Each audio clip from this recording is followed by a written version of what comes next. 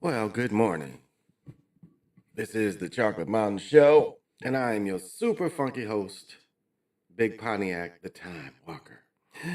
You join me, one to the head.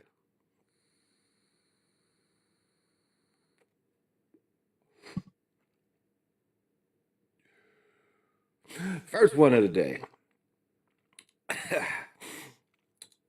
And as I do every show, I give shout outs to Dude's Boutique for keeping me funky fresh in furs. And Aloha Monkey. I gotta wear their shirt again. To show you their beautiful artwork. But for piercings and tattoos, Aloha Monkey, right on, local place. And of course, Surly Brewing. Surly Brewing. So we are into what is this, week 6? We are into week 6, and this week I end up going 8-7. So last week I was 7-8. This week I went 8-7. And I'll tell you, those 2 games last night was some bullshit. They were definitely some bullshit. Yeah, both the Bills. I mean, I said last week the Bills' defense sucks. I mean, there's no way around, or at least the way they're scripting it, they can't cover anybody. They hardly can tackle. They can't stop anyone. So they're relying mostly on their offense scoring. And last night they couldn't even block. They couldn't even block last night. So I don't think Dude is going to be MVP again like he was last year. So we'll see. But it seems highly unlikely. He's had 3 bad games in a row.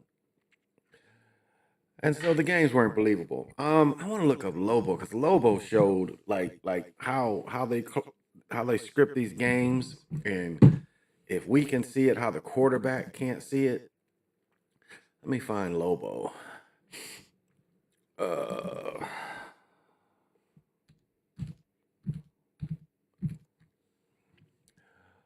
And I want to play his. Let me see if I can find his short. Oh, this ain't him. History. No, that ain't him. They on some bullshit. Let's see. I might be in my... Because they're bringing out the history of Lobo, and that's not what I've picked out. I just picked out Lobo itself. And it is not giving him it to me. For some reason, I'm not showing Lobo. I'm going to have to look in my subscriptions.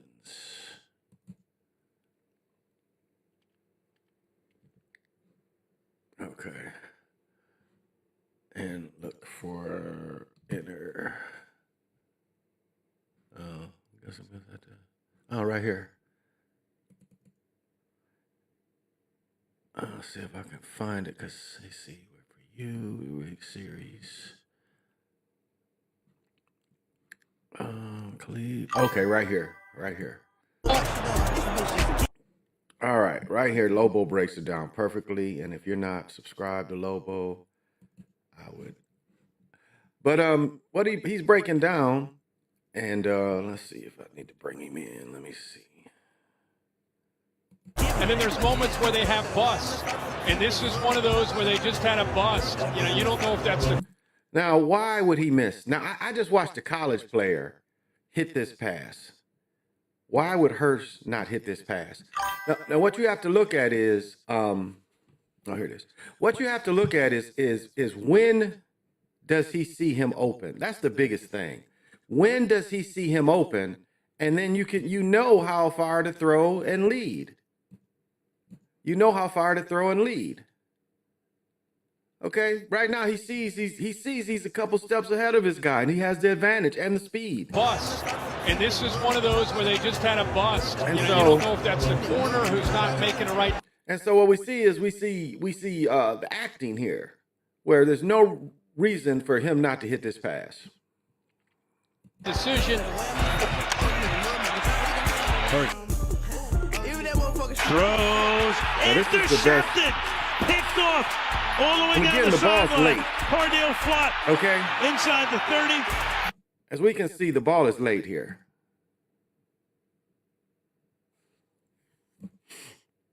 The ball's late. The ball should be, before the receiver turns, that's when the ball should come. And as we see, the ball's late. The return. Look, what you see here is the receiver in full. See this? This isn't when he's turning. He's turned and kind of running back to the ball because the ball is short. Now, receiver always has the advantage when you turn because they don't know when you're turning. But if you're turned already, and they can jump on the ball like he did here. Throws. Intercepted. And so, this was an obvious on purpose. They should have beat this Giants team easy. This wasn't a good Giants team. And this shows it right here. This shows you who he has open.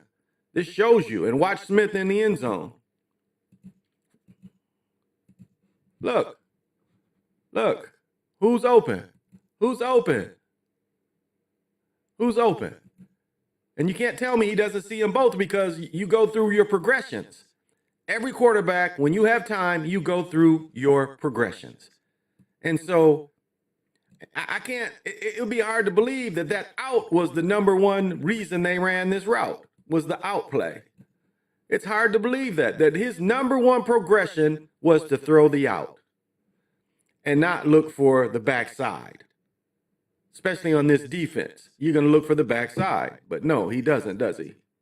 Not only does he throw the ball late, he doesn't throw the ball to the open receiver. And right here he has full vision, full of his progressions. And again, he throws the ball late. See, he's already made his cut. The ball's late. The ball's late. Yeah, doesn't throw the touchdown again. Throws the ball late. And so, that just goes into everything that we show that, that it's, it is scripted. And every game is scripted. And so that was great. Excellent work on Lobo's part. Yeah, okay. Maybe, I don't know. But that was great work on Lobo's part. So, I'm sorry, people coming in. PJ Allen, what's happening? Lobo, what's happening? Oh, you came in without showing your stuff. PJ Allen, what's happening? Ain't lying. I swear they passed a bag of money and not saying, hey, for young white boys dance, so they do their thing tonight.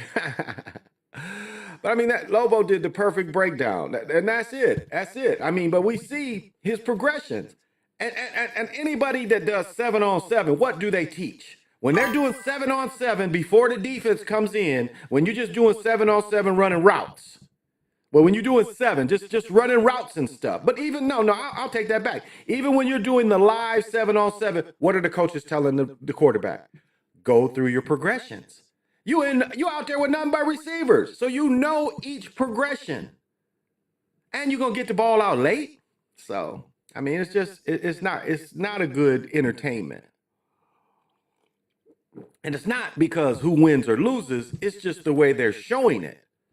The way they're presenting it is what becomes a bad product. Because we know. And it's funny, I was watching, I'm trying to think I was watching a high school game, and the dude had the exact same throw and made it. So you can't tell me this dude that's all he does, sees the receiver open. Because, I mean, when you're on that field, you can see when you're standing there. And I'll add this. That's why I often looked at coaches like, why would a coach or even offensive defensive coordinator want to be in the box instead of being on the field? There's a different feel on the field. There's a whole different field on being on the field. That's why I didn't understand why coaches always wanted to have these in their ears and not being able to clearly think. Because I come from a time where coaches didn't want that in their ears. They wanted to clearly think and strategize. And they'd have their assistants on their assistants would be wearing them. Their assistants would be wearing these and not the head coach, because the head coach wanted to think and strategize. So, I needed a touchdown. I needed that touchdown and reception for my parlay. They've been busting parlays like crazy. Yeah, yeah. Belly love, what's happening? Go Giants. Yeah, but it's, and like, let's even get back to them playing that other quarterback. Now, what Russell Wilson comes in one play, and what does he do? He has to prove he can't play. Did y'all pick that up? When Russell Wilson came in, because their quarterback, the Giants quarterback got shook, Russell Wilson had to come in for one play. And what happened? He had to prove to you that he couldn't play. He had to prove on camera, just like his last start. His last start, he had 3 times he could have thrown touchdowns, and what did he do? Sailed all the balls. Because he had to show you he doesn't deserve to play. But let's not forget, I think Russell Wilson damn near making $60 million. Because I don't think, now, if you guys can correct me, but I do not think he got paid off completely by Denver. Denver owed him that bread no matter what. They paid him $60 million last year. And I think he's still on a $60 million contract. That bread didn't go away. So, but again, when you're part of doing their business, you play what you're supposed to play, Wilson's first play should have been a handoff. Yeah, I don't. Dr. Sinister, yeah, I feel you there. Sergeant McGowan's with the crew here at work. We all know exactly when the flags are coming out. Any of them breakaway touchdowns having 100 flags. Denver still has him on the books. Yeah, it's like 60 million. And he ain't, it was like I think at the time he was the biggest release and owing. Wasn't this stuff 170, 180 million was his overall guaranteed contract, something like that? So this is bread, but his last passes as a starter made no sense. Everything is floating. And I think it was second down where he had a clear back to the end zone touchdown. Guy had him beat. Sailed it over his head. They went to the right side, had another play that should have been a touchdown. Sailed it over his head. Matter of fact, one play, he had a tight end curl right in the end zone, and he didn't even throw it to him. He sailed it over somebody else's head. So, I mean, it's just this entertainment. Just this type of entertainment that they're still giving us. But to break down the week, of course, I lost on the Eagles. I lost on the Titans. Broncos, Colts, Chargers, I won. Lost on the Jags. I'm not a Cowboys fan, but I still see potential in them. But I lost on the Cowboys, won on the Rams, lost on the Saints, won on the Steelers, won on the Bucks, won on the Packers, and won the Chiefs games. And I lost the 2 games last night, which gave me 8-7 for the week. And I am 60-24-1 for this season. So. And I haven't done week 7 yet. He had just had a 400 passing game and now trash. Yeah, 242 overall and 60 million guaranteed. I think that's what they paid. I think they paid him 60 million a season. 60 million guaranteed. Yeah. Okay. Wow. Yeah, he had had a good game. Yeah. Cowboys look better garbage, just like better garbage. Oh, and I'm telling you another team that I didn't pick and I've been rolling with was I did win. No, that last week. No, I didn't win that one. But the Patriots. I think I picked the Saints over the Patriots, and actually the Patriots have been pretty decent this year. So it's just putting the script together. And now, last week, when I went to make my prediction, the only injury report I could get was for that Thursday game. So what, the injury reports are released on Sunday morning or Saturday night? So I'm going to have to look into that further. Does anybody out there know? When do they release the injury report? Because last week when I looked, the only injury report, when I made my prediction Sunday morning, the only one I was able to get was that Thursday game. But y'all gotta love this time of year. I mean, last night I'm watching the baseball game. I'm watching both football games. And I mean, the little screens, you know, when the TV cuts up the screens, my TV is still big enough where, you know, each screen is still pretty big. And my wife always says ADHD. This would be an ADHD's person dreams. But like, I've always been the kind of person, my stepfather got me doing something when we were young. We had bought our first color TV. Um, Must have been when I was in kindergarten. So that was probably 1966, 67 when I was in kindergarten. And the TV I ended up taking to college, he would bring in the front room. And so we had cable, but he also bought a big antenna. He bought a big antenna. And so he'd have one TV connected to the cable, but he had another TV connected to the antenna back when you could do the antennas in the 70s, because he could get the South Bend channel, because he was a Bears fan. He grew up, I mean, you know, where Cassopolis, Michigan is I think you're about 50 minutes from Chicago, roughly. You go to back way to Gary. I think Gary is,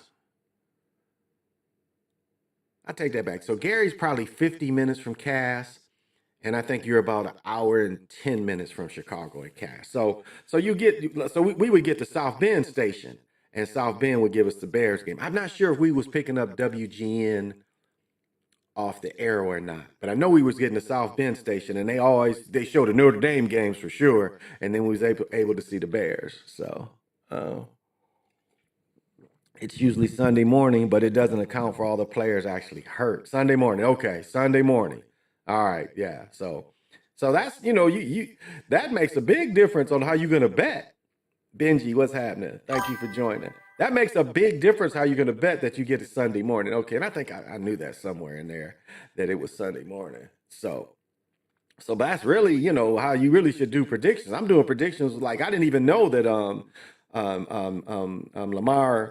Lamar Jackson wasn't even going to play that day because they was still kind of iffy. And then I remember Sunday morning it's like, yeah, Lamar's out. So and that, why do they release that? You know, like with a boxers, they don't say, well, you know, like when Tyson got knocked down in Tokyo, they wasn't coming in there then saying, well, you know, Tyson got knocked down. Tyson got knocked down. So, you know, it might be something going on here.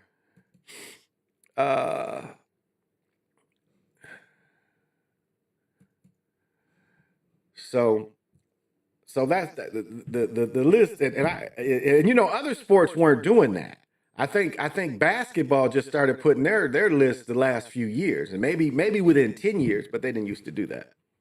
Oh, but anyway, I didn't finish my story. I'm sorry. So I'm always used to having more than one TV in the room, and like as they become because I have a picture where I am watching a show on TV.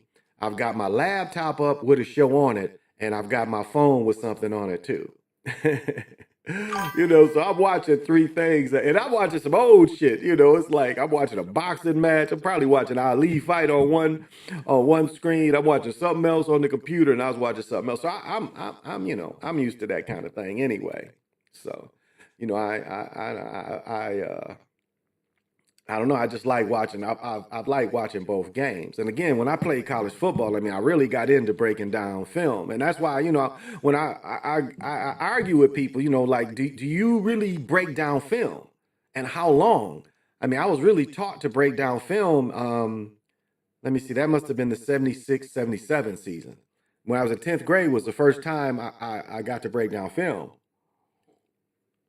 And then once so I already knew how to do you know, this is film. This is old. You got to put the reel in. You got to put the other one in. You got to thread it through the machine and back and forth, back and forth, back and forth. So I learned how to do that in high school, but I became excellent doing it in college.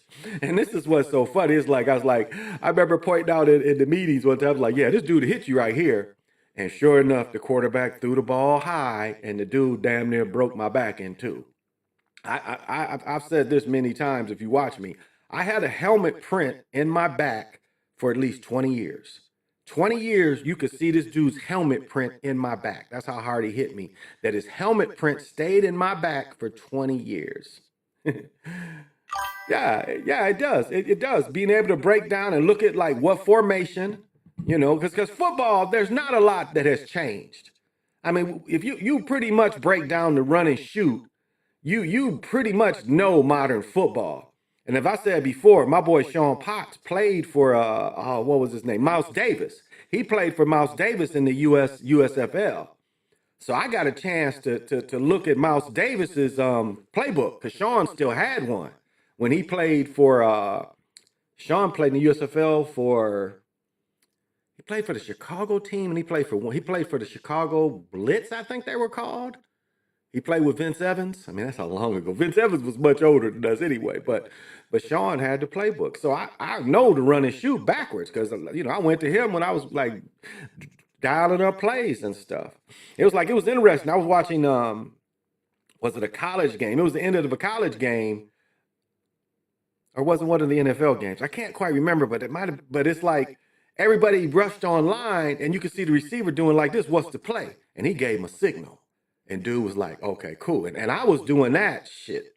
I was doing that about 15 years ago, where I would have my son come up and he would give hand signals to what each person ran. I was running run and shoot, straight run and shoot, one back set. Everybody else flared out. And what the defense gave him, I had taught him put up signs and tell him what to run because it wasn't any automatics. At that age, you can't really, like, people don't really like how sophisticated it can be because in one given route, you can have three options. Depending on the look of the defense, there could be three things you can do. Normally it's around two, but sometimes it can be even up to three depending on how people drop and the coverage once the motion starts. That's how it's supposed to work. That's how it's supposed to work. But a lot of times we don't see that, with a person like you'll see a person, the quarterback throw the ball over here and you can see that the receiver stopped and ran the wrong route. I think for the Rams, he did that. Adams did that. He caused the interception. He was supposed to take the route more in. The quarterback threw where he was supposed to be, and he didn't throw it where it's supposed to be. So and so that's, when I talk about sports and even basketball, I know basketball sets. I mean, this is the thing. There has not been a lot of change. Like, the latest change in defense was the run blitz. And then what's the defense where you might drop, depending on your defensive line, you might drop a defensive lineman in coverage. That was something new. Or you might even drop back to tackle. And they've been doing that came out maybe 10 years plus. That's the only really new defensive things that have done. So there's nothing new anymore. I got a book behind me to show you. They've been running the shotgun since 1960 something. Whenever Billy Kilmer, John Brody, when they was playing with early San Francisco, they were running shotgun back then. And for a lot of y'all, Roger Staubach. How long ago did Roger Staubach play? He was the first quarterback that really full-time ran the shotgun. Was Dallas and Roger Staubach. But it was done 10 years before he did it. I got books behind me and show you. Because really all shotgun is going back to single wing. That's really what it is. Is they, the under center is T formation, if you don't know. T formation is when you under center. But the single wing is, is the old where you got three backs all back in the backfield. That's how football started, was like that. They was all running backs. It wasn't really a quarterback until you get until I think Sid Luckman might have been, Sammy Ball too. But again, by then they was putting the back. They was running the more T formation. But if you look like Red Grange and the offenses that he ran they're all like a single wing kind of thing where everybody's, the quarterback is back. And he wasn't really a real quarterback. He was like one of the running backs. So there's nothing new. Now, when Mouse Davis came, but let's look at when Mouse Davis came. When they put in run and shoot, and they put in run and shoot almost 40 years ago. Split 40 years ago. Hey, Jamar, thank you for joining. That's how long run and shoot has been around. Almost 40 years ago. because I want to say it came in 80. Trying to think. 83, 83, 84. I'm trying to think when was Sean in camp. USFL only lasted, I want to say, till 85, 84, 85. So probably 84. USF, Doug Williams. Doug Williams was running the run and shooting when he was playing for the Oklahoma Outlaws. Jim Kelly. When Jim Kelly was playing, because Doug Williams, where was Jim Kelly? He was playing in Texas. He was running a variation of the run and shoot. So it wasn't like just one person was doing it. It was like they were seeing what was working. I mean, look at Andre Ward. He ran it in college. And how long ago did he win the Heisman? And that was the criticism that they Houston was developing all these quarterbacks, and the quarterbacks getting in the NFL, they can't be under center. They can't make the calls. They can't, that was the biggest thing is they couldn't make the calls. They weren't able to get back as quick. But it's an advantage being in shotgun. It's an advantage. It's a clear advantage. But I just was talking about how football went 360. They went back to, almost a single wing kind of thing, where the quarterback being back is nothing new. And so there's not, how you scheme against defense and rubs, and they letting the rubs be more and more legal. They're letting those be more and more legal. And I must admit, I hated running them patterns. I didn't start running them kind of patterns. We had a coach that came from Florida State. And so Florida State was doing all that shit. So that was like my sophomore year was the first time I really had to do picks and stuff. And I used to hate that shit. I'm not going to lie. You pretty much was running into somebody. It's pretty much a block out in the passing route. But now they try to get the DBs where they bunch up on purpose too. That's another funny thing about it is you see these plays where the DBs are running each other on purpose. We've seen plays over the years where you see another man, a man on the same defense, block his man. On my old channel, I had a perfect one. It was like dude was going for a touchdown and the defender was about to get him, and boom, there's his teammate, knocks him out the way. Look at the plays, the Minnesota Miracle. The Minnesota Miracle, the safety clearly knocks his defender out to play so the dude can get free. And they erased all that stuff from my old channel, the Minnesota Miracle. But they showed several angles, and you could clearly see the defender hitting his own man. There was a play I watched, somebody short where a dude gets the interception, and then his own man knocks it out of his hands. His own man knocks it out of his hands. So we see this kind of thing all the time. They the biggest thing that we catch and the easiest tell is an interception where they didn't expect the interception and a fumble where they didn't expect a fumble. Oh, and let's not forget, we knew the 80s. We caught the thumbs up. Means I'm ready for you to fumble. Ernest Biner is probably the greatest example of that. Is you get a thumbs up, you about to fumble. Man, my thumb look crooked as hell, don't it? He's doing it like this. I don't even know it's supposed to move like that. But you would look at 80s films and when they fumble. But my point is so if a team fumbles and they don't expect them to fumble, what's the next play? You can almost predict the next play is going to be a turnover right back. How often do we see that? You see a turnover, and then it's a turnover on the very next play. That means they went off script.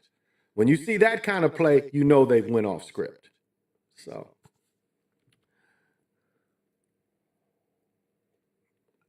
Oh, man. Doug Baldwin did that at the Super Bowl to fumble before reaching the end zone. What was the big fella for the Cowboys? Remember, he did that and BB chased him down. He's holding the ball like this, and BB chased him down and knocked the ball over. Remember that in the Cowboys game? Leon Lett. And remember Leon Lett against the Miami Dolphins? He hits the ball and gives the ball back to Miami. Remember that? He slides in the snow. So Leon Lett made two fixed plays. I don't know who he owed. But he made the one where he didn't score the touchdown. He held the ball out. BB knocked it down. And Leon Lett against Miami. It was an onside kick or something. And Leon Lett touched it so Miami could get the ball back. Y'all remember Leon Lett? Yeah, I'm not gonna go on too much longer. Oh, man, today I was supposed to play pickleball, but it rained. It sprinkled. Like I had to get up super early to do a function with my daughter. So we got up super early, took her to the function, and the plan was I was just gonna stay up and go to the pickleball park. But it was sprinkling when I got up. But what the forecast was, it was supposed to rain tonight. Oh, King Key says I finally got into pickleball. Thanks for joining. Yeah, so I didn't get to so it was sprinkling, and so by the time I got back home, it was about 8 o'clock because I think I left the house about 7, so I got back home maybe a little before 8, and it was sprinkling, and I was like, damn, So I'm like looking, and when I laid back down, I could hear the rain coming, so I was like, no. But yesterday, y'all, I played 4 hours. 4 hours. Yeah, I got 4 hours of workout time in. See if I can find it. No, that ain't it. But I played indoors for an hour and a half. And then I played outdoors for 2.5 hours. So I got 4 hours of playing in. Let's see if I can find this. But we played another variation. In the morning, we just played the regular, and I'm thankful for being able to play on the gym floor because that gym floor gives other pickleball facilities have real pickleball courts where you're on the asphalt. Let me see if I can break it up from yesterday. Exercise.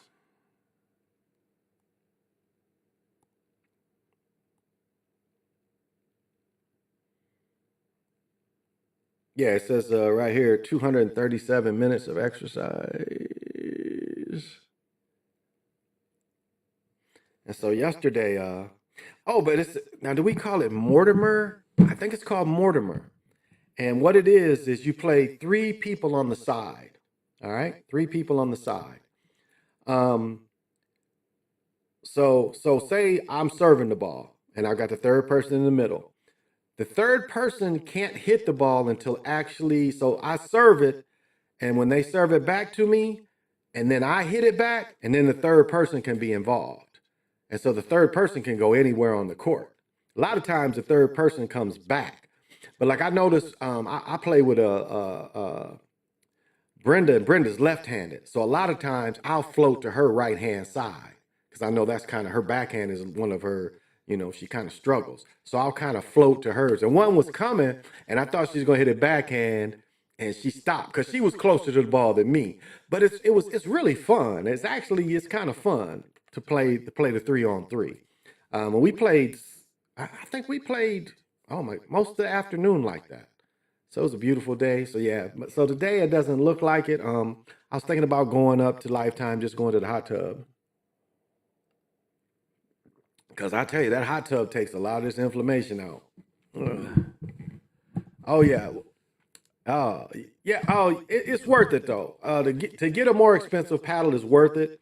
Like you should spend. I mean, just again, it depends on how much you play. But if you play a lot, you're gonna want to spend a little more. Um, because the cheaper paddles just pop the ball up in the air and somebody's gonna slam on you every time. Now, what I found out is, and I should have brought my paddles up here. Um, I paid for gearbox. I paid 150, and maybe I can find this. I paid 150 2 years ago because I like not having that lining.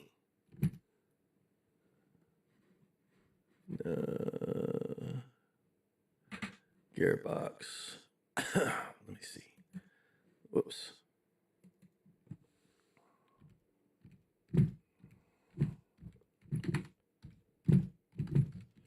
See if I can find this. Oh, there it is. All right. So, so these are all. This is my paddle here.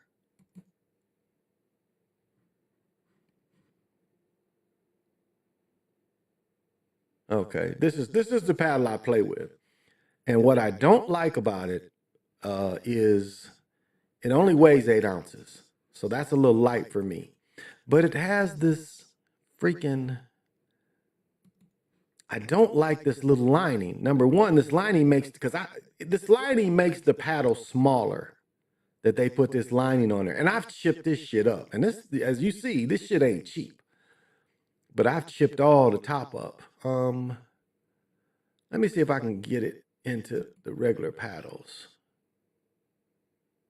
No, I just want the gearbox paddles. Let me show you. Let me see if they have the older ones. Because that's what I'm switching back to. I'm switching back to, where's this one? Yeah, I'm going to get another one of these. Oh, I paid that much for it? Okay. I must have paid $189. But this is my old paddle, and I've been playing all week with this one again. It doesn't have the edge. This one weighs 8.5, so it's a little heavier paddle, which I prefer. And because it's longer without the edge, you can dig off the ground.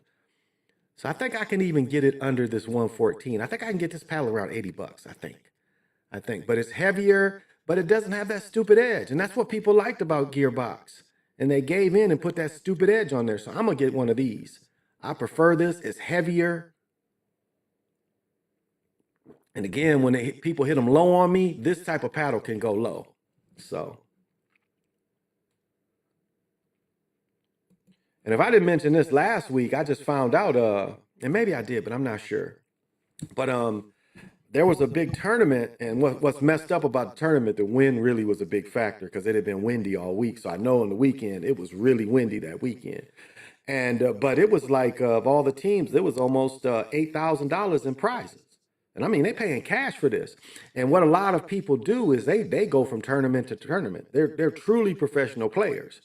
And so they find tournaments around the country that pay money, and you know, they go to these tournaments. And like my friend was saying, well, you know, he said we got beat by people that play every day. And I'm looking at him like, we play every day too, though. And so I finally found a good group, some people my age too, 60. And I think we can deal with anybody. I think next summer or even this winter, we might start getting in these 60 and up tournaments. But I mean, you know, you pay 60 bucks and you can win. I mean, if you break that down to all of, it was probably 3,000, you know, first, it was probably 3 teams splitting $3,000, you know? So yeah, paddles are expensive if you get the good ones. And what happens is, let me show you this. What happens is paddles die because what's inside of them. And so like, if it hits me here, or if I don't really feel it, this doesn't quite have the pop. And so it's like the dead spots I've noticed is mostly here and kind of through the middle here, like anywhere like right in here is kind of dead spots. But if you whack it hard enough, you can get life out of the paddle. But yeah, that's what happens. Paddles get dead. And I mean, it's a heartbreaker to pay. I originally paid $189. And you know, because I had to get a new one, because it's like you go up to defend and it clunks. You hit that dead spot and it doesn't do anything. It kind of clunks on you. So, but yeah, but it's just, you know, you get the better paddles, you have more control. That's the biggest thing. You get the cheaper paddles, you have less control. You get one of those, what is it, easy ones by maybe Franklin, and you're going to pop it up every time. If somebody hits it to you, you're going to pop the ball up, and then they're going to swing it in your face. So, but I'll say, you know, there have been a lot of pickleball injuries and stuff, but it's still overall, you can't beat it for the workout. I mean, it's like I played capture.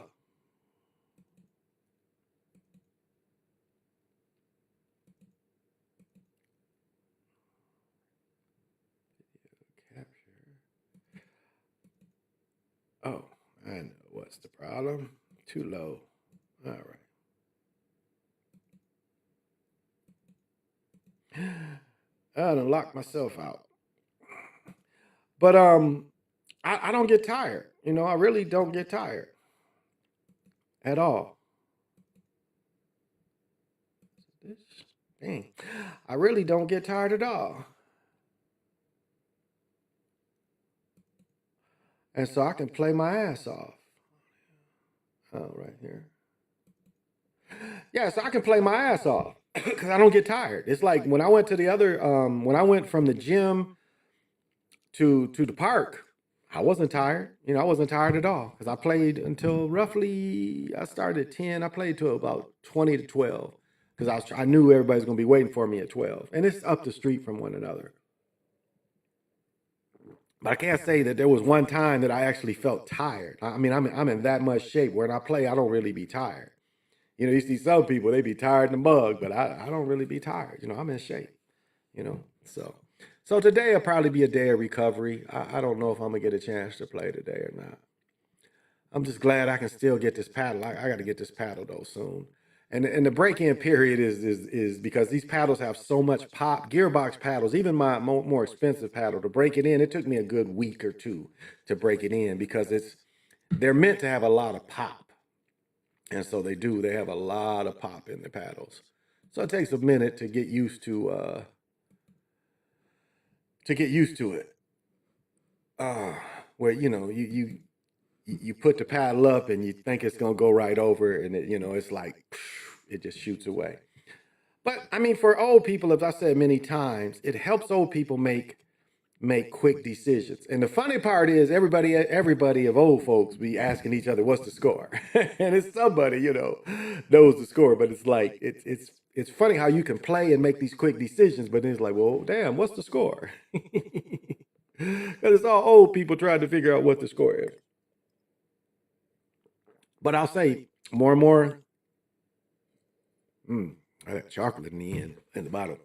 More and more young people are playing, no doubt about that. So it's just my daughter won't play with me and my sons won't play with me, but and balls, you go through balls too. And you want to get the balls that have the X, the Franklin's, what is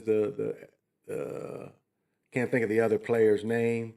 Lifetime has good balls too. They seem to last the longest is the Lifetime balls. I get those Franklins and what Spendix? Is that his name? Spendix? Can't think of this player's names. His balls are pretty good. Lifetime balls are really good. They really last. They don't have the X on them, but they're still quality balls that seem to take the beating and keep the color. Because most of the Franklins, you play with them a couple of times, they're like light. They light green instead of that fluorescent light green. They don't take getting beat up. But the weather here is really, other than we had some windy days, the weather's really been beautiful. Like yesterday, you couldn't have asked for a more beautiful day. I got tan. I mean, I wore my sunglasses. Like these are transitional, so these will get dark. But when we played, we playing at noon, so the sun is right here. So I wouldn't put I got some glasses I can fit over because I don't play in these because they're transitional, so I can read. So I play in my old pair that's just straight, vision, straight seeing far away. And so I got a pair of the glasses I can put over them because they get super dark. They're super dark, so it's like a lot darker. So the sun doesn't bother me so bad. How long I've been going? I wasn't gonna go too long today. But yeah, the weather's changing up here. Trees are finally falling. The leaves are falling. We got a beautiful. We have a maple tree in front of my townhouse, and then there's a big maple tree across the street. And I've got to figure out a way to kind of help my maple tree because there's something that's going on between the smaller. It doesn't seem like the big maple trees are getting it, but the smaller ones seem to. My tree got affected last year early. This year it got affected a little later. And then some of my plants in the back still, they're still kicking ass. Even though I'm not watering them as much, and it's been kind of colder, and so. But yesterday was a beautiful day. Yeah, I haven't been on since Friday, right? Yeah, I don't think I've been on. I went to a football game Friday, y'all. I wore a hoodie and a wife beater. And yeah, it was cool in the first three quarters, boy. That fourth quarter, and it was only like 56, 57, but man, I had to get up because like normally I take a blanket to sit on. I need to get a stadium chair. I think my daughter's mother has mine. And maybe she gave them away. I'm not sure, but I think she has mine. I mean, and so I haven't seen it in years. But I usually take a blanket, and I forgot we put the blanket in my wife's car because we got to pick up this picture from my mother. We was gonna wrap it up with this blanket and bubble wrap and then take the picture, but so it was in my wife's car. But it was cold. I mean, I could have. I looked at some of my heavier coats. I'm like, yeah, I ain't gonna need all that. Yeah, And I had to talk shit to my daughter too. It's like my daughter, because like I got done playing pickleball because I told my friends, I said I can play for about an hour and 10 or 15 minutes, and now I got to go because I'm going to the game. So I think we played from 4, and I had to leave like slightly before 6. And my daughter was like, "Well, I was like, I'm going home to take a shower." She's in front of her friends, talking shit, talking shit. And I'm like, "You need to quit your bitching," because she wanted me to go all the way to the stadium to drop them off, come back home, and then come back. I was like, "No, I'm gonna watch the game." So I said, "I'm doing you a favor. You need to quit your bitching." And she sat back there and pouted because I had checked her. So she's back there just pouting and shit. Their friends are talking, but she's back there pouting. It's like, because hey, you talk shit, you gotta be able to back it up. And somebody doing you a favor, you gotta like not talk shit to your parents when you're doing them a favor. So, and it's funny, like if you're parents and you see, the development of your children, it's almost like your child is really young for a long time. And one day, they big as you and you're looking at them. But yeah. No, I don't. I'm gonna tell you about Adidas. The only Adidas that's comfortable is the Ad Zeros. I showed you. Um, this style is comfortable, and the Ad Zeros is this kind of style. Where's my other comfortable Adidas? I know one is near. They're Yeezys, of course, but I don't care if it's the Dames, the cat that plays in Cleveland, his shoes. They're not comfortable shoes. And I know Read My Soul said that the A1s was comfortable. Uh uh and he said they were his shoe of the year last year, and I'm not understanding. Again, I can't wear tennis shoes without I take that back. Jordan and LeBron's, I don't need inserts. They are so comfortable already. But the rest of these shoes, I pretty much gotta wear inserts. I mean, even as comfortable as these are. Even as comfortable, I take out the inserts. See, these inserts come in and out. Oh, but this is the problem. Right here is the problem with Anthony Edwards' shoe. Look at this. I'm telling you, there's no difference than this is in his shoe. This is inside his shoe. Right here. They do not put cushioning in his shoe. I mean, yeah, the style and everything looks cool. So I don't know. I don't know. I've been like, if it ain't this style or the Ad Zeros, I've been kind of staying away. I stay away from their basketball shoes. And like I gave my Kobe's to my son because they crimp. It's the same way with the Harding shoes. Harding's last year's shoe crimps really bad right here. So did the Kobe's. They crimp really bad in their plastic right here. Where's that other? Let me see. Can I grab it? Where's the black ones? Is it? Oh yeah. Now these aren't Ad Zeros, but this is like the Ad Zero style. Now I might have this one right here. What this one is? Free foam. Yeah, I think that's what this one is. Fresh. No, that's my shoes downstairs. Let me see. No, that ain't it. Oh, okay. I think that's what these are. This doesn't say Miami. Yeah, this is Ultra Boost Climate Max. And as comfortable as that is, again, look at this. And this one is better than the one I just showed you. Look at this. Look at this. This is, look. Like, even this shoe, I do not wear this shoe without putting my inserts in them. And this is Ultra Boost. Ad Zero is nothing but their new version of Ultra Boost. But even with this, look, and this is better. And I don't even think Anthony Edwards, they put this in there. I don't think it's this thick. And so that's my problem. Again, everybody doesn't have foot problems. I've been wearing inserts. I've been wearing inserts in my shoes since I was in first grade. Since first grade, I've been wearing inserts in my shoes. I am realizing that after all these years that suede Nubuck Air Jordan 7s are comfortable. They're tough, but they comfortable off top. Okay. That's how the baby girl of mine been doing, thinking she can argue with me. Now, the worst arguer is my son, my 23-year-old son, because we are like the same person. It's like I'm arguing with myself. Like that's part of my my rationale and just the way we break things down. When I argue with my son, you know, it's like arguing with myself. So it's so kind of funny. It's so funny when we argue. My wife was like, "You sit there arguing with yourself." You know how you taught him. So, but yeah. So I don't know. Some shoes. I mean, the black white ones I saw of Anthony Edwards is going to be a big seller. And of his old shoes, the Carolina blue pair was probably the nicest pair. I would have bought those, but I got in there too late that day, and they had sold them all. They had Ultra Boost. Like it is super chunky, chunkier than that one, but it was super chunky. And it was like $30 at the outlet. Oh, and I bought, now something I'm just, y'all should have told me about this. I bought a pair of the, because you know, I have to wear suppression shorts. Is that compression shorts?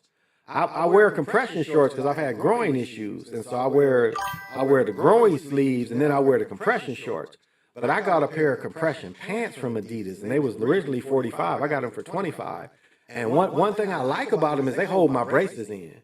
Because the braces kind of slip as you work out, but those long compression shorts, they hold my braces in. And for my Achilles on both legs, the way they hold the heat in, I can see that it kind of works that out too. So I got a nice pair of compression shorts from Adidas for $27. You ain't the only one. If my toenails ain't right, shit hurt. I got a whole kit. Yeah, I got a bunch of them all over. Let me see.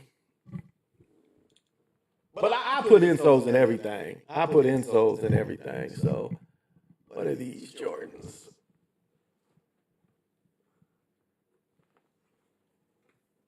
I did it. Now these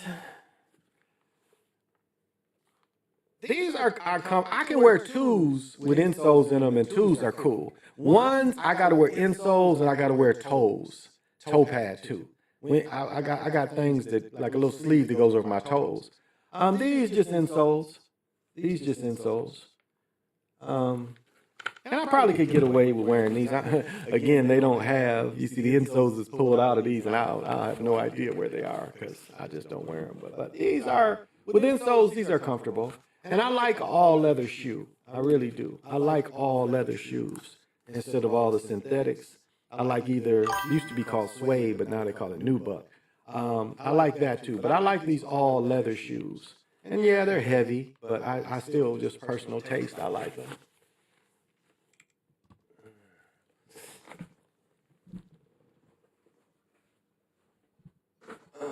But I gotta I'm giving these, my son's like, I've showed him shoes. He's like, why do you have so many? I don't know. I just like shoes, you know, and clothes and hats. I like shoes, clothes, and hats. I mean, you know, that's pimping, you know. And all a pimp is a person that does what the fuck he wants to do. And nobody tells him what to do. You know, that's all a pimp is. You know, it has nothing to do with human trafficking. It is a type of style. Oh, you got these too? Okay, yeah. So those I bought out the half box at the outlet, and I probably got a good deal on them. But yeah, I've had those, man. Maybe 3 years, maybe two.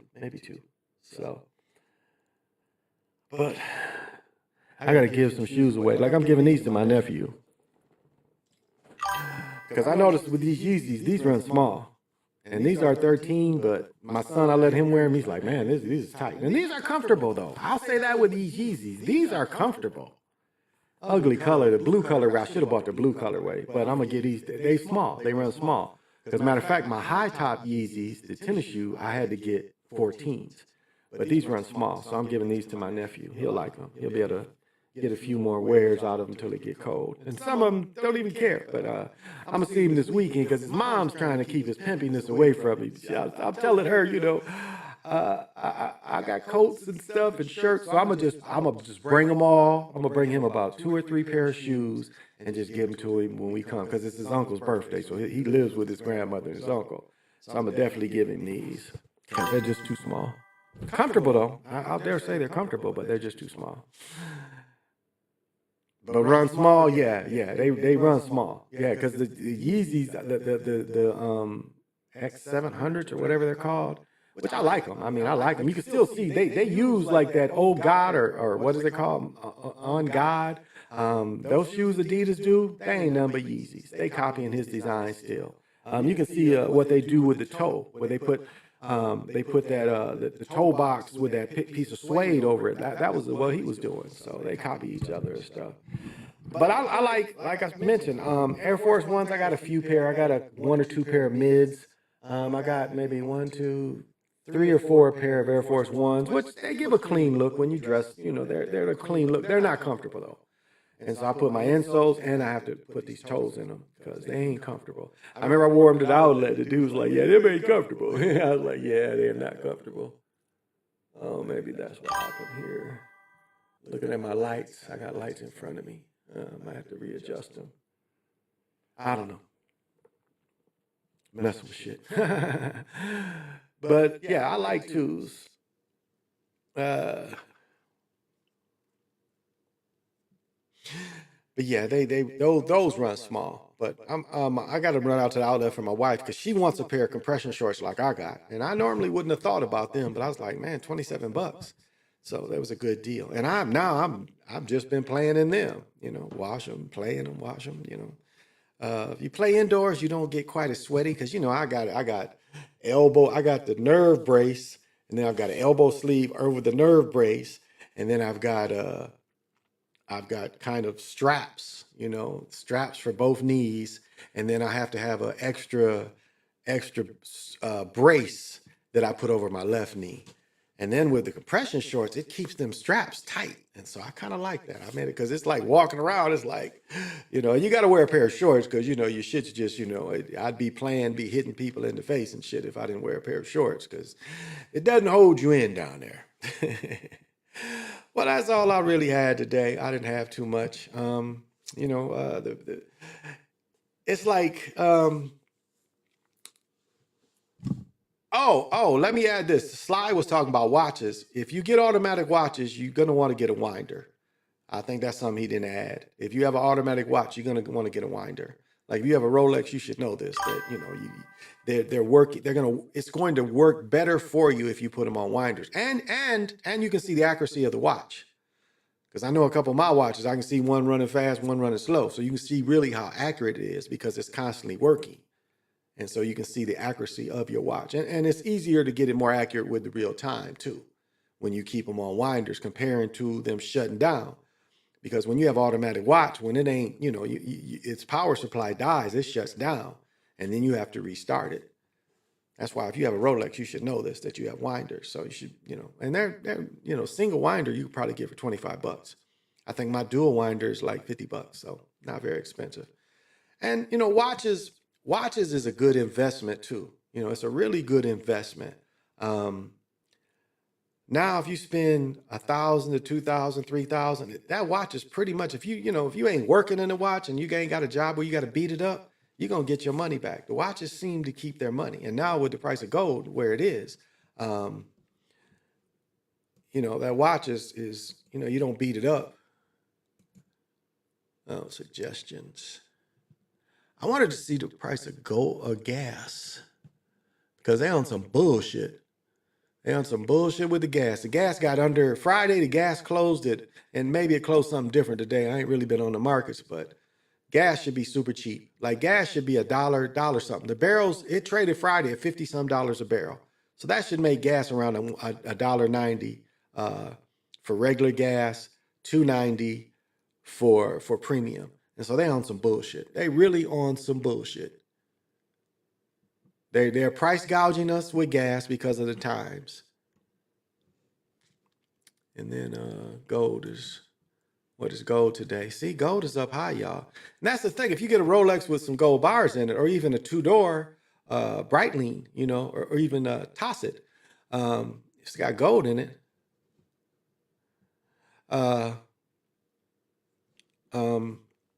It's going to hold its value. It's going to hold its value. So gold is at 41,167.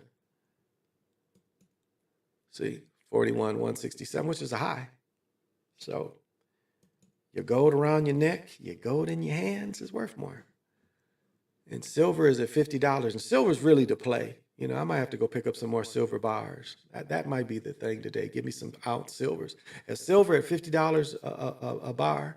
And again, as the dollar, let me see, they're showing the dollar. As the dollar is decreasing, gold is above. And then this is what how do they try to dissuade you from buying gold? Well, it's like, well, gold really hasn't kept up with inflation. That's the only negative thing they can say about it. These other stocks have kept up in inflation, but gold doesn't really keep in inflation. Again, they're trying to dissuade you from buying it. Yeah. So, and gold is the one currency that's been forever. It's been forever. I was trying to find gas.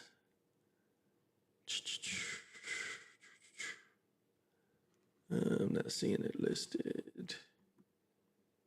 Petroleum. Yeah, I'm not seeing it right here. I have to get onto the one that's flashing. But yeah, invest your money. But yeah, so that's the only thing about watches. And one thing about watches, like this one, I wear this one all the time because you wear a watch, you're gonna knock around. It's hard to not knock around. That's why I never wear my good watches, I never wear them just around because I'm constantly running into stuff, and like it used to be a heartbreaker when you had nice watches and you break the sapphire. You done scratched and bumped the sapphire, you got to get the sapphire changed. Yeah, because sapphires will crack. I don't care what they say. Them sapphires, you can crack them. Or even scrape it is even worse. You get a scrape on your watch. So, and I carry a watch. I am a time walker and a time lord, and it does seem like regular watches. Now this one is really cool because it monitors my heart. You can monitor your heart with these.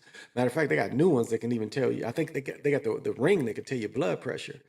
But I care more about what my heart's doing per second than about my blood pressure. And so I like that with these, and it can, tell you how you're sleeping, how your heart's working when you're sleeping and stuff. So, but yeah, time control in watches. And there does appear to be a certain brand that kind of helps with my time control. And again, what you have to understand about time control isn't going back to the future. It's being able to steal microseconds and seconds from the now. Yeah, I've been there with the watches. And that's what time control is. It's controlling the seconds and the microseconds. It's being able to turn those times back. And the Magicians is the only one that really talked about that. Or no, the Umbrella Academy mentioned that. He was like, no, you ain't got to go back thousands of years. You want to be able to go back minutes or microseconds. You want to replay those. And over again, I've been rewarded like that. Like I've told the story before, there's one time where I really should have ran into this car because I saw an antique car and I looked at it way too long and I was kind of in a traffic jam. And I turned and it it kind of gave me the time where I was able to, able to respond. And I've talked about other things that show, but it seems certain watches, a certain watch brand definitely does help with that. So let me see if I turn back into... let's see if I can just get it here. So I've gone back into collecting, and yeah, I mean it's a good investment. Collecting watches is a good investment. I can't. Oh, right here. Oh, okay. I'm at the bottom of it. Where's the ticker though? So far everything is trading. I think NASDAQ is the only one not trading in trading above. S&P is above. So the only thing being sold out is the NASDAQ. Russell is above. New York Stock Exchange and the Russell 100. And Russell 100 is just the 100 most famous, and you got the 200. So you pretty easy to invest. Pretty easy to invest. So yeah, what is it right here? Okay, the NASDAQ is down 16%. Okay. Yeah. And again, we're early trading. I mean, it's going on 2, so we still got a couple hours. Going on 2 some of your time. It's only going on 1 my time, 12:50. So yeah, but yeah, it's like I'm trying to think of a watch, and like that's why I've never liked the real big watches. Like Sly was talking about Evecta. I think I gave some Evectas to gifts to people for years, and they're big honker watches. And maybe, I don't know. It seemed like maybe I had Evectas back in the old tens, like, maybe 9 or 10. I might have bought one. I don't remember, but it was a big giant watch and always bumping shit and scratching it and scratching up the bracelet. Yeah, that's a heartbreak. That's a heartbreak. So,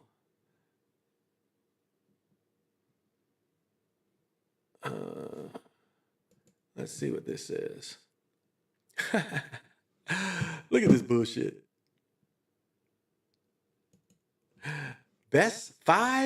Top best low basketball shoes. Puma. The Puma Legacy. The Kyrie.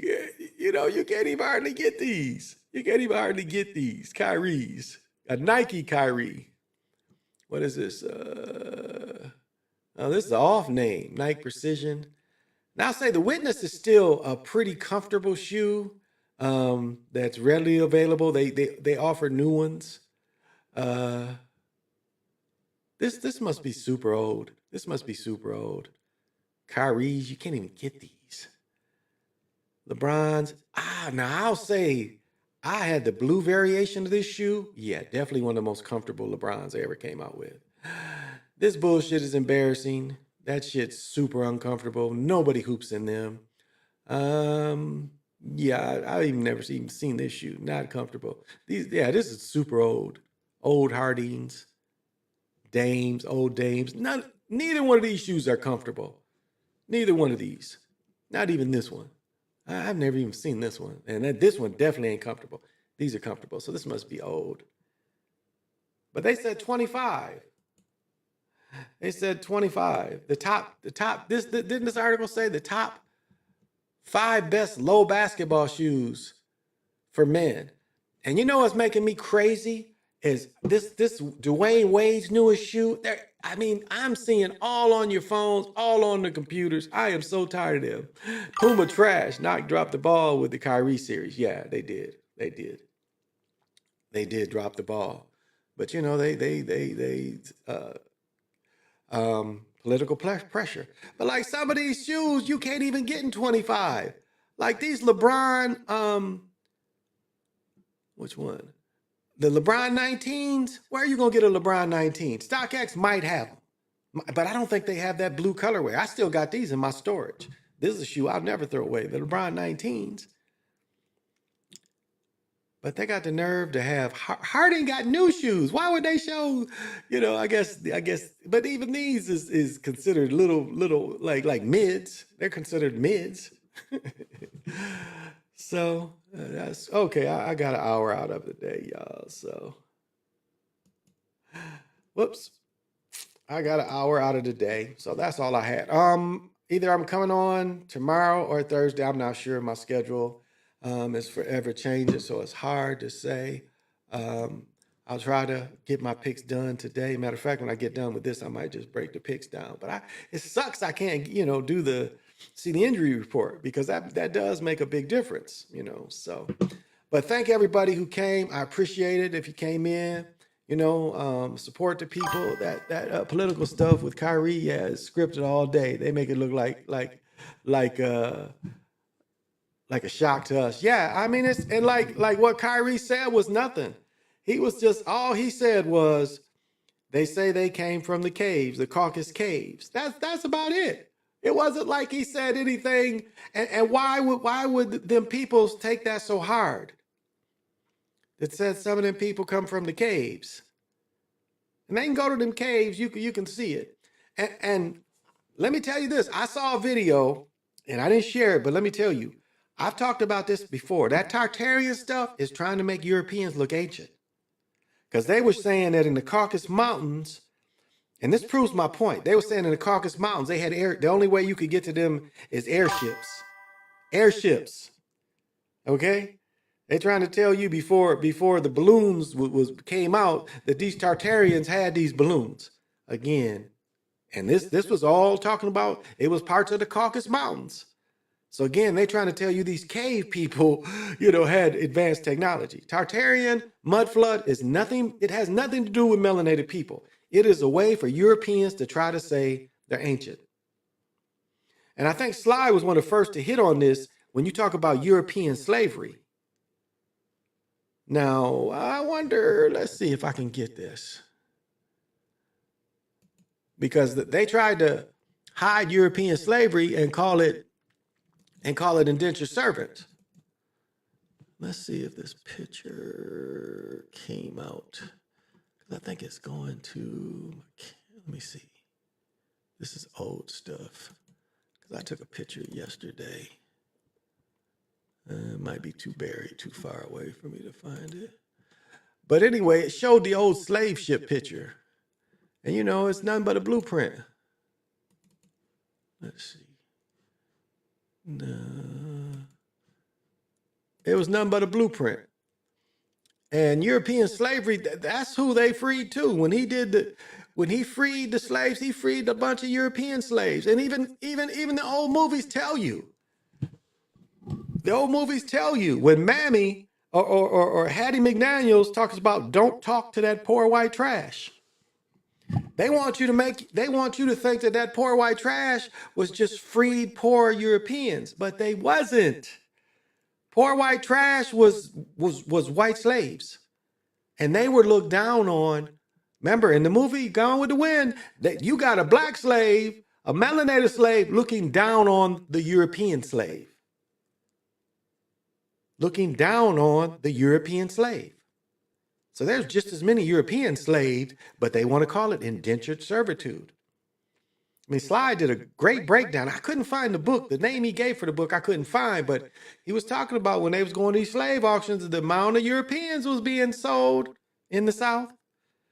When they want to show you all these 12 years of slaves, but they wasn't telling you at these slave auctions was just as many Europeans, if maybe not even more. But they don't want to call it that, slavery. Indians. These Indians in the Midwest, the Plains Indians, they kept European slaves too. I was listening to things last night, like, well, they had a bunch of black slaves, but what about all the European slaves that they had too? Wasn't like they was just, well, we don't want that European slave, we'll just take those. So to see how they change history.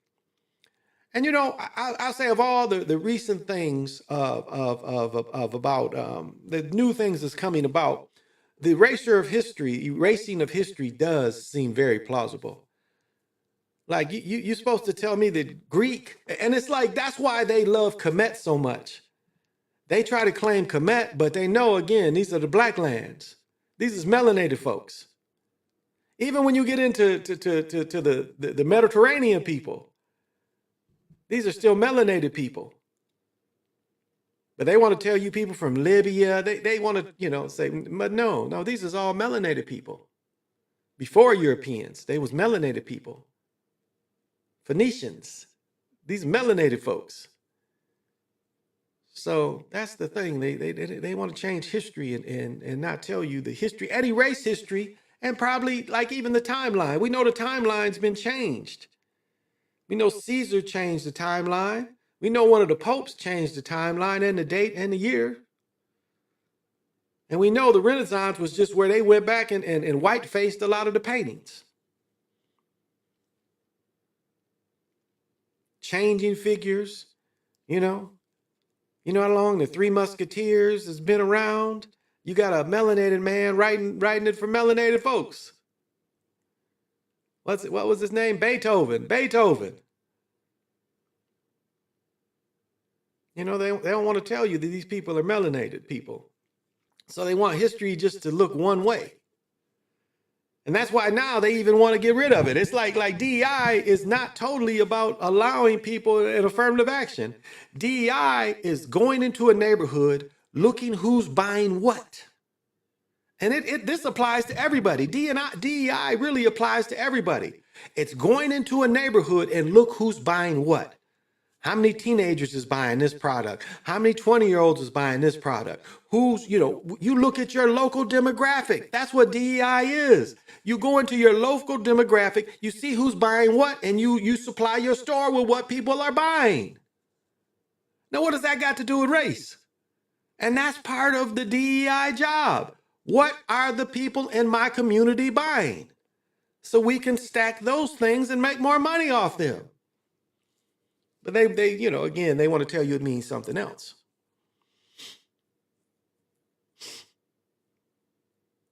And, even how they try to trash affirmative action, now they want to give them people's affirmative action. Bill Clinton gave European women affirmative action. So it kind of killed, because what affirmative action said is it had nothing to do with it had everything to do with your abilities. But if you had two qualified people and one is more than qualified, again, what did I say? Mediocrity. That's what Jim Crow was, hiring mediocrity. So they don't never scream that mediocrity that went along during Jim Crow. You have an overqualified melanated person and a very underqualified European. They was going with the underqualified European. And that's what affirmative action's changed. One thing my wife always says is you got to be twice. So it wasn't even, if they want to turn it back that way. They want to turn it back to Jim Crow. Has nothing to do with abilities. We know the people that are applying for these jobs have the abilities and the skills. But they want to turn it back to Jim Crow. Mediocrity. Just because he's European, we're going to give these mediocrities. And that's what really the word should be, is why are these mediocrity, all these average, below average people getting these jobs when you got all this skilled labor force? But they want to hire, unskilled people. And so that's what they're trying to turn it back into. Because if they don't have to hire, and that's what affirmative action is, they would not hire melanated people. If given the choice, these businesses would not hire people, part of America, wouldn't, and women too. I'll say, and women too. Wouldn't pay the women. It was almost paying the women like they were migrants. And it has to do with what Dr. Wesley says, European genetic survival. Because if they're not shipping all these people out of here, the Europeans are disappearing and they are the minority. That's why they want to get rid of the South American Mexican people. Because they are being population drive. So that's why they're going after those people, because the Europeans are becoming the minority. And it takes away from European, and it's not even, I don't even want to use that word, from just European mediocrity. That's what it really is. They want to have a society of mediocrity. What was that? Cranky out? No, what was it? The show with Tiny Lester and stuff? It's got electrolytes. That's what they really want to go to. They don't care if everybody in their society is dumb. They just want them to all be European. They don't care how backwards their society becomes. They just want to be in European. I mean, in England and in Europe, they're living in shit. They're living in swamps.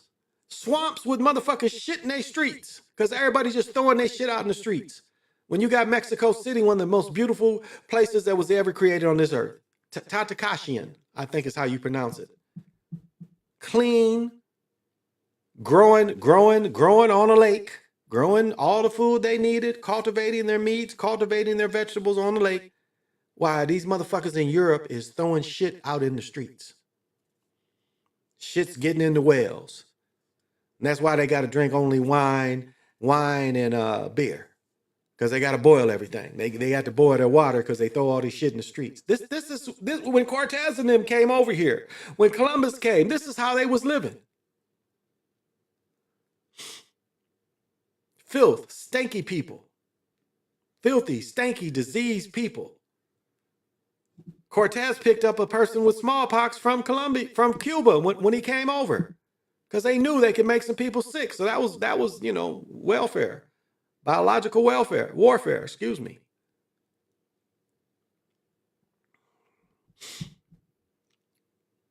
And so, that's why, they do dislike, because they want to be mediocre. It's like we know, like if society took away all the things that melanated people invented, look at where these people would be.